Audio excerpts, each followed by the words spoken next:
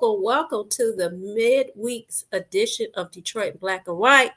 It's Wednesday evening, and we have on deck. Oh, I see he moved his crutches. Yes, I wanted to look Allan healthy. Lengel. Allan Yes, Lengel.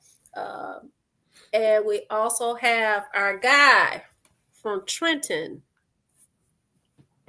Jim Nardone. Good evening. good evening. So, listen, what we want you guys to do is if you're watching this show, we want you to hit that like button. We're trying to do something different in 2025.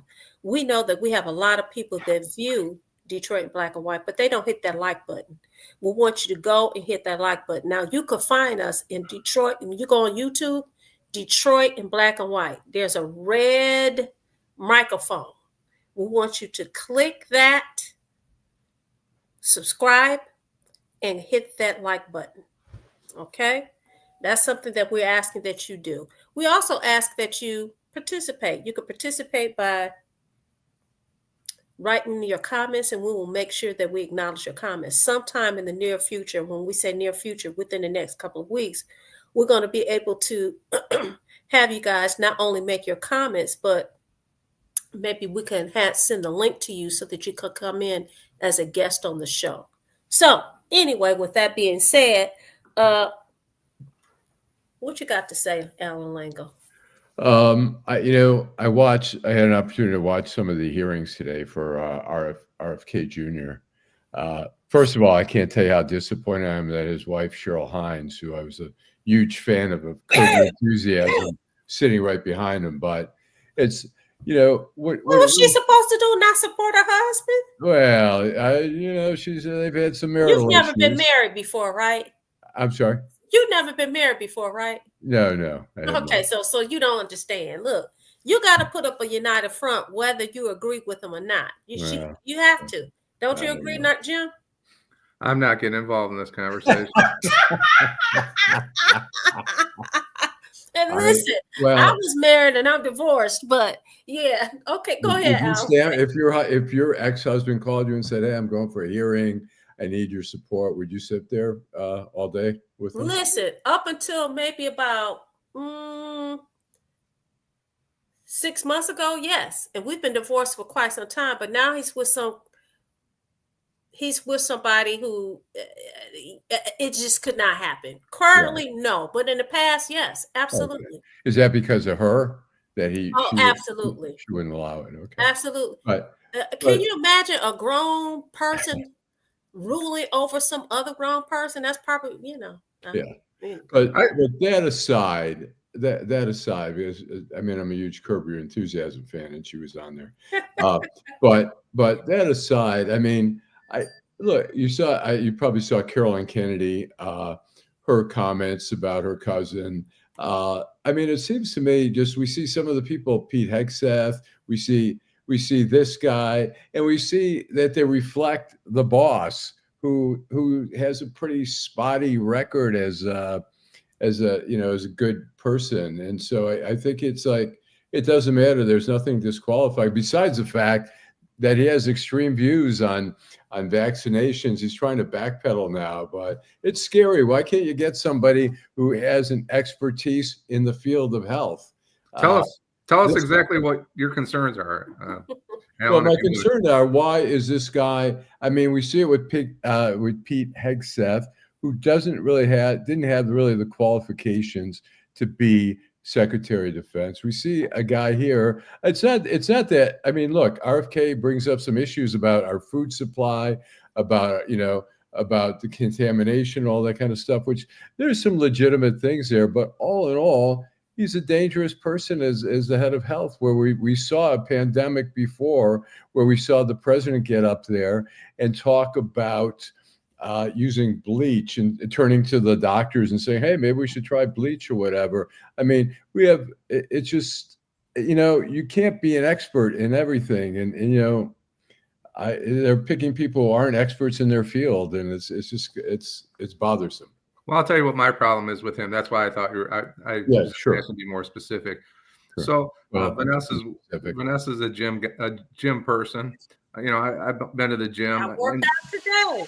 She and I both been around. So we see this if you go to a gym on a regular basis. People have addictive personalities, and he was formerly a heroin addict, which I have no problem with him being a heroin addict. But what I see is a trend of an addictive personality, whether it's right.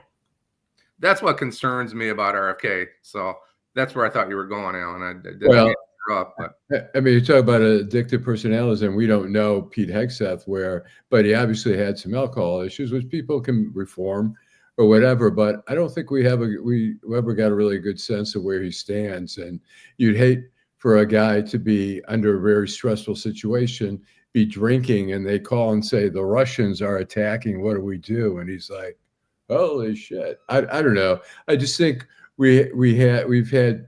Not every person has been great in every job that they've had, but these people, aren't qualified.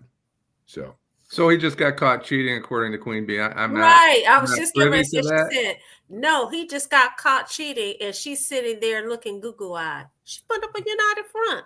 But that goes back to the addictive, the guy that can't stop with, one joint or one shot of liquor, whatever the case is. And that's the same person that turns into a gym maniac that spends 4 hours in the gym every day for 4 years. And then they quit and they never come back, right? Oh, right. But, that begs the question, I don't know how long he was an addict, but how much of an impact did that have on him in his thinking ability and that kind of thing? I mean, really, because, you do burn brain cells. How long was he an addict? Do you guys know? I don't know how many years. It sounds like a fairly long time. I mean, Carolyn Kennedy it was a very damning statement about a cousin, which she was really, really sort of addressing the issue of who he is and his character. And she didn't have very kind words to say about him. And she's not, I think she's always been a very classy lady. But I think she sees some danger in him being in a position like that. So. Is that Eric at the bottom? Or that's Eric. I don't know. It's Eric. He's in the Witness Protection Program. I thought that was an episode of Cops or something. He's in the Witness Protection Program. I thought it was Darth Vader or something, because I don't see anything. Oh, she said he is currently marketing. Queen Bee says that RFK is currently marketing box balling and ads. I don't even know what that is. She said he's ridiculous. We also have Mark Down Under. He says, time to prepare to fight Trump and company before it's too late. And Kelly says, I think he was on heroin 10 years. See, that's a very long time. Right. A very long time. And you cannot tell me that this did not have any impact on him in terms of him thinking rationally. I'm sorry. I don't believe it. It's nice that he's reformed, that he is rehabilitated, but how much of an impact did that have on him? On his personality is where I'm going with it. Right. I don't have a problem with his addiction. I just wonder how. I don't have a problem with his addiction either, as long as it doesn't impact me. Okay. So, what did you want to talk about, Jim? Well, I don't want to get too deep in the weeds, I should say, on this one. But, I was watching, I sent you guys a little link. Jake Tapper, I believe, on CNN had interviewed this Stephen Miller. And this Stephen Miller's all over the Trump administration. I guess his title is Deputy Chief of Staff. And when I saw him on the program, he was talking about deputizing state and local police officers. And I was taken aback, considering that I have, a history in law enforcement. So I did a little research. Mm-hmm. He talked about 287G.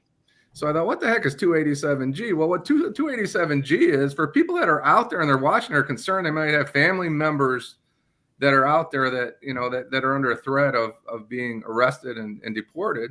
So in 1996, ICE has set arrangements or set contracts with local police agencies to hold people after they were arrested and turn them over to ICE, right? They are not in any way, shape, or form going out and arresting people on behalf of ICE. So I think we need to clarify that. People think that they're doing all these raids and they're going out and arresting people.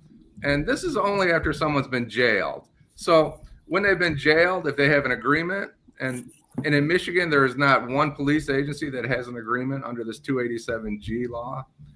Most of them are in the South, Texas. Most of them in Texas and Florida. There's one in Oklahoma, a couple out there in those states. But these are agreements. This is not a proactive policing to arrest people. This is when people are jailed, they cooperate with ICE and turn over these subjects to ICE. But the biggest problem is Davidson County in Tennessee, which was involved, and they're re-examining whether they want to be involved in this 287G. The number one charge, and this is troubling, is driving without a license. So they arrest people, they would take them to jail in Davidson County, charge them with driving without a license, and then they would hold them for ICE. And that's challenging. So I think when he goes on TV and talks about deputizing local and state police officers, it would make the public think that, there's 20 guys in a room that they're just, picking up police officers and going out and detaining and arresting people and deporting them. That is not the case. And I think people need to know that.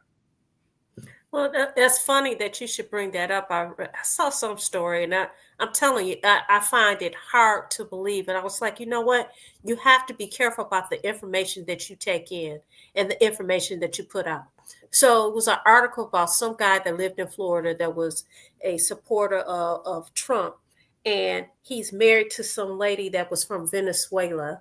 And they've been married 11 years. And supposedly she's being deported. They came to deport her.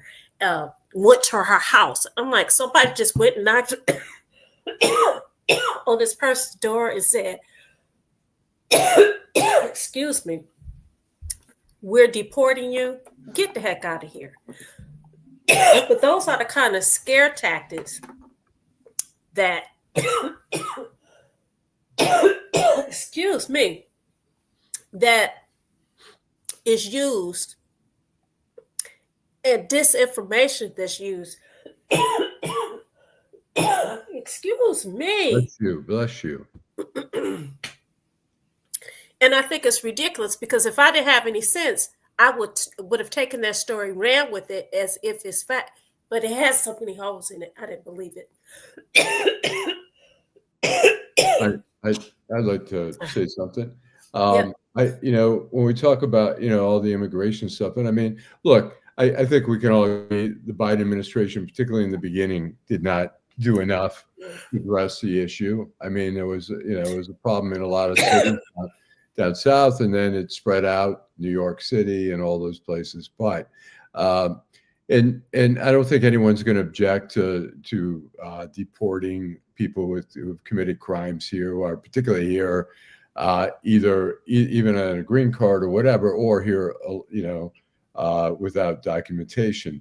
But you see Kristi Noem, our new Homeland Security Secretary, who is saying now we can let your kids walk to school safely. And to me, they're demonizing immigrants, making it sound like immigrants are the problem of America. Now everything's going to be safe. Those 30, 40 shootings in Chicago over the weekend, don't worry about it anymore. The immigrants are gone. Don't worry, we're cracking down on immigrants. I mean, we forget. Look, we go in the city of Detroit, there's some neighborhoods, I'm sorry, but nothing's changed. And to demonize and just, all in all, say immigrants are the problem, when in fact, we're going to see who's going to pick some of the crops in California when the prices go up, when they can't hire, when they actually have to pay a lot more money to college students, maybe to pick, crops or whatever. I think some of this is just very much show. And like I said, it's good. We need to address, we have an immigration problem here in the city, in the country, which needs to be addressed in Congress as well. But I think they're trying to say everything's going to be fine now. And a lot of these people are being deported are just, they were here, they probably overstayed their visas, or they don't have a visa or whatever, but they're working jobs that we need. I mean, you all go to hotels, you go to a hotel, how many people are cleaning your room who don't even speak any English? And I'm sure some of them aren't documented, but, so. My point is with more. that, I don't even think that that's okay. But I want you to hold that thought, Jim. It's time for us to go to a break, and then we'll come back. We'll pick up with you, Jim. Then we'll go to Eric. In the heart of Detroit, Bruce Simpson. Our city ombudsman and his team are dedicated to making your voice heard. The City of Detroit Ombudsman is a liaison between the City of Detroit and all persons who have a complaint or inquiry into the operation of a city department or the conduct of a city employee. The Ombudsman works as an independent oversight to provide individuals with an opportunity of giving a confidential avenue to address complaints. You can reach the Ombudsman's office at 313-224-6000 or email us at ombudsmandetroitmi.gov. You can also visit us at the Coleman A. Young Municipal Center. For more information, go to www.detroitmi.gov and type in Ombudsman. We are here to help. In Detroit, we are all one team. When you win, we all win. Hi, I'm Eric Sabri, your Wayne County Treasurer. If you're living in a home of a deceased family member and you're facing property tax foreclosure, the probate process can be helpful to you. If you file a probate petition and notify our office, the foreclosure proceedings will be halted during the probate process. Contact us at 313-224-5990 or email us at taxinfo@waynecounty.com. We're here to help.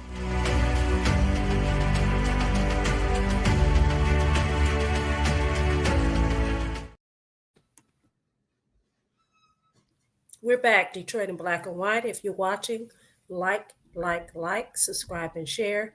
We're going to go to you, Jim. Then we're going to go to Eric. But we also want to acknowledge the people that are out there that are commenting. We're going to have to respond to, I think it's Private Early's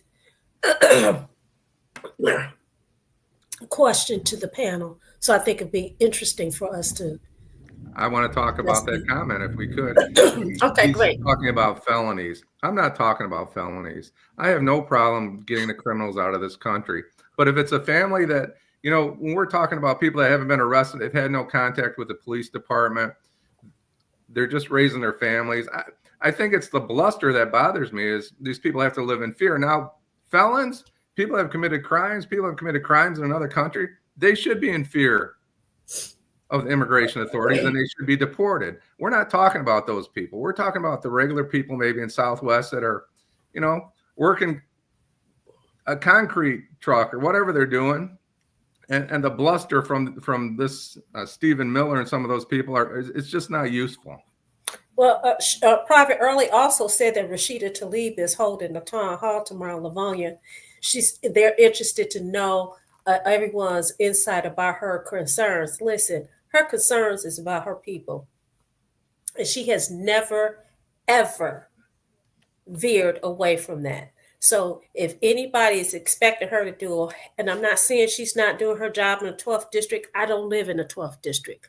But if anybody, in my opinion, expects for her to do anything different than what she's been doing, hold your breath. What do you, when you say her people, who are you referring to the Palestinians? Or yes. Yeah. Yes, absolutely. Absolutely. Okay. Well, yeah. Eric, what do you have to say? You know, I've been saying this since last Monday on January 20th when he was inaugurated and when he started doing these executive orders. We as the electorate bitch, whine, and moan about promises made by elected officials, not keeping up with their promises. And at the end of the day, the guy is doing everything that has been expected of him. He ran on immigration. He ran on high prices. That's what he won on. So at the end of the day, being upset about immigrants getting deported, being upset about birthright citizens. I am an ancestor of slaves. And I'm not going to get into the 14th Amendment, but I will say this. The 14th Amendment at the time it was put in place didn't give a damn about offsprings of slaves. So I don't have as much sympathy as a lot of people in America when it comes to this immigrant issue and people whining about birthrights. I'm an ancestor of slaves, a descendant of slaves rather. So I have a different perspective. Listen, Eric, now I concur with you on that because we still talk about reparations, okay? We still talking about reparations. It started off with 40 acres and a mule, and we're still talking about reparations. So, and again, the guy, he's doing everything he said he was going to do. So people could get mad about it. People could bitch, whine, and moan about it for the next 1,050-something days. If that's where your energy is, when people are quiet about the goddamn test scores that came out today, as far as the national report card, we got issues that we can fix. We have control of what we can fix. I don't give a damn about what the president does, the governor does. They can do what they're going to do. And if you're mad about it, the only thing I advise people to do better come 2028. Listen, I do give a dang on about what the president does, but in the meantime, in between time, I think that we have to do what we need to do to look out for ourselves. I have been very clear about, listen, these United States is always looking out for other people. Clean up your own doggone house before you go out and look elsewhere and help elsewhere. That is my opinion. I think someone mentioned it, at the end of the day, a lot of stuff is coming out, people flying off at the handle based on what they initially hear. They're not doing any research to what the issues are. And people just need to, take time before they respond and do some research. But I have one thing to address Eric's thing. I understand what he's saying, but Trump got 77 million votes. Kamala Harris got 74 million votes. So is it the 74 million people shut your yap because you were outvoted? Whatever you see, you have no right to speak up against? I think. What are you speaking up against? You lost. I played sports all my life. It takes 1 point to win a baseball game, a basketball game, a football game. At the end of the day, if I lost, I lost. It's not a game. I'm not going to whine. It's more than a game. Well, listen. At the end of the day, Allan, what did people do? The guy been running since 2015. What did people do to galvanize their communities, galvanize the vote? Do a deep dive of the numbers and see how terribly Kamala Harris did versus what Joe Biden did, particularly in the black community. So what are we really complaining about? She lost. I'm not. She lost. We're not complaining about the listen, outcome. let me get in there. Yeah, go listen, ahead. I do think that, like Allan said, this is not a game. We're talking about politics. But I think it is incumbent upon the electorate. You want something different, you got to do something different. And you got to start now. You can't wait. That's my point. You can't complain for the next 1,000. Decide that you want to do something. In the meantime, in between time, we need to have a plan and execute that plan. Period. I want to make it. I have an exception. I have an issue both with what Eric said and what Robin also said, one of our viewers. Thank you, Robin, for your comment. On January 20th, the President of the United States, Donald J. Trump, took an oath. He stood there and took an oath. I watched it on TV. He took an oath to protect and defend the Constitution of the United States. And on January 21st, he put out an executive action that is incomplete. You can say it's not important. What if it was the First Amendment or the Fourth Amendment or the Fifth Amendment or any other amendment that he decided he's not that the Constitution's wrong? When you say the Constitution is unconstitutional, then you can throw everything else out the window. We all know that he can say that, but that's not necessarily true. Constitutional issues are addressed by who? The United States Supreme Court. And guess what? The United States Supreme Court, as it stands today, in my opinion, is Trump's Supreme Court. I don't care which president it is. I don't care what side of the aisle he is. You can't take an oath to the Constitution and the next day say that that you're not going to abide by the Constitution. Forget about all the other stuff. Birthright citizenship is in the 14th Amendment. A fourth grader could read it and understand it. Listen, I don't. But birthright, hold on, Jim. With all due respect, birthright citizenship is in the 14th Amendment, and it speaks to, at the time, how offsprings of slaves were not considered American citizens. Donald Trump said the other day, and no one is even talking about that because I guess people don't give a damn about black people. Donald Trump himself said that the most people who had the right to what the 14th Amendment says about birthright citizenship were slaves. I don't see a damn person in this country, black, white, green, or purple, talking about what he said. What he said was 100% factual, but why is no one talking about that? Because people are so fucked up about how they feel about Donald Trump. He say something positive, he gets no traction. The minute he say something negative, it's all over social media. It's all over 247, CNN, MSNBC, and everything else.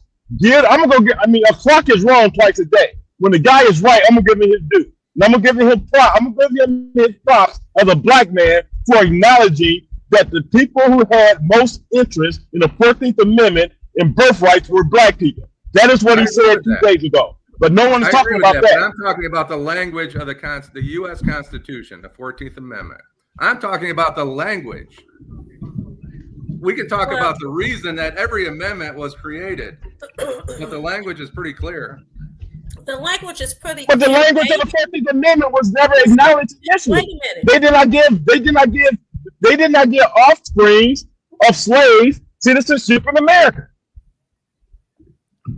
So even back then, they didn't follow the Constitution. So, and that's a fact. Well, that's fine. You know what? So the bottom line is this. You should speak up about it, right? As you are, and then we can speak up on. When we say, okay, he's our president. Yes, he's our president. He won. He won the majority of votes. He's the winner. But when he's not my president, he's the president of the United States. When he pardons people who attack police officers violently when they said they weren't going to, we get to speak up about that. We don't have to like everything he does just because we might have been in the minority and not voted for him. 74 million is not such a minority. 74 out of, he got 77, she got 74. I'm not going to argue over the election, who was a better candidate. He's our president, but that doesn't mean, look, when Joe Biden was the president, people were entitled to criticize if they didn't like something he did, even if they didn't vote for him. And I think that's the thing. We don't have to shut up because we didn't vote for him. And speaking of which, we definitely don't. We're talking about amendments. That's the First Amendment. You have the right. You have the right to free speech. Yeah. So you can bitch, moan, and groan, or whatever that is. That So for the next 1,450 days, all people gonna do is bitch, moan, and whine about the fact that their candidate lost. My point is, do better next time, so that if someone like him can't get elected, galvanize, coalesce, form coalitions, and caucus, so you don't run into the same problem. If God been running since 2015, it won 2 out of 3 elections. But somebody like you. Your message is shut up till next time, and I think there's a lot of people who don't want to shut up. They don't have. And a lot of people are not going to shut up. Yes. As a matter of fact, today I read an article where James Carville was saying that one of the things that if the Democrats want to win the next election, one of the things that they can talk about is he ran on not just immigration, but he said he was going to drive food prices down. The egg prices have not gone down yet. What is so laughable about that is this. I was just in the store last weekend grocery shopping. There was a young lady, she and I were talking, and she stood there. The man hadn't been in office 5 days, and she said, the prices are supposed to go down. They haven't gone down yet. Lady, come on, Vanessa. Lady, get Joe Biden. Joe Biden said after he was elected. Joe Biden said after he was elected, he specifically spoke to black people. Y'all haven't had my back, now I'm going to have yours. What did he do for black people? What did Joe Biden do for black people? So someone's talking to saying prices coming down. That's a gimmick. That's a gimmick. Listen, what did he do for people? There are a lot of black people. No. What did he do for black people? What did he do for black people specifically? Listen, I'm going to say there was a lot of black people who had student loans and they could not afford to pay those student loans. That was for America. That was for all of America. What did he specifically do for black people? What would you have liked for him to do specifically for black people? I don't give a fuck about Joe Biden. I'm never going to talk about Joe Biden. So there's nothing you could have done for me. But don't make promises. Don't make promises about what you're going to do for a certain group of people and you don't do it. He could make promises. If you don't have demands, what difference does it make? What did the black people ask for? That's my question. Okay, no. What someone asked for? No. What someone? You said don't make promises you can't keep. I'm asking what was the expectation? Someone made that was not a campaign promise. That was not a campaign promise. That was not a campaign promise. He said this after he was elected. Had he said it before he was elected and didn't do anything, that's one thing. He said it after he was elected, so he should have stepped up and did something specifically for Black people because that's what he said. Well, he didn't make it. That was not a campaign promise. I think that's very subjective, and I think that if you talk to, it's not subjective. That's what he said. Yes, listen, I've been talking. Okay, you just got to talk about. You just got to talk about. You just got to talk about the price. Let me address something. Let me address something. I understand what you're asking, Eric. You're asking for very. I'm not asking anything. What am I asking? I'm not asking anything. I'm making a statement. All right, Eric. Let me say something. I'm saying, look, if the employment was good, Black people were part of Americans. They were part of people. Allan, you probably don't want to say this because Erica really gonna get mad. It's like, how are you talking about Black people? You're not Black. I'm just telling you, that's what he's gonna say. You know what? But you know, if everything is, I'm in HR. Employment was not good. They fudge the numbers like they do anything. It's no different than fudging the crime numbers. They fudge the numbers. Can we thank Odell and Jan and Mark for all their comments? They made some really good comments there. And can we just get one? Tells me that he doesn't care about anyone else. Mark, Janet. Listen, it's 9 o'clock. It's after 9 o'clock, and I know we were having. When did I say I didn't care about anyone else? What I said, Allan, specifically, is do better next time. I said do better next time. Don't keep complaining about the elections. Do better next time.